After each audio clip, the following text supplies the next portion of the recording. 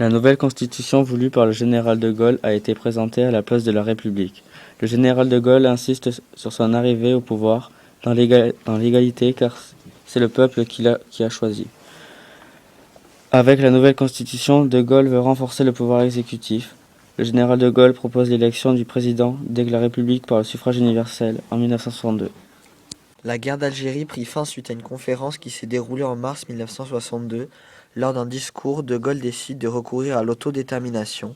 À la fin de la conférence, la France cesse le feu en Algérie et les accords d'Évian mettant fin à la guerre d'Algérie sont signés. L'Algérie est née.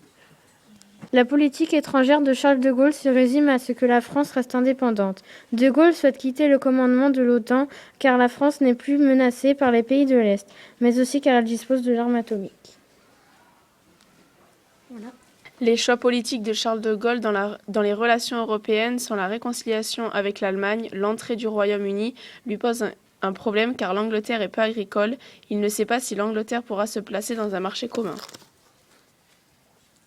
La politique économique de Charles de Gaulle se concentre sur plusieurs domaines industriels, spatial, nucléaire et dans les recherches scientifiques. De Gaulle décide de mettre en place la CEE avec 5 autres pays européens. Avec sa politique économique, il veut sauvegarder l'indépendance de la France. La politique culturelle de Charles de Gaulle est représentée par la personnalité de Malraux, qui est ministre d'État chargé des affaires culturelles. Son objectif est de diffuser la culture française. Par exemple, à Belleville, il implante une maison de la culture.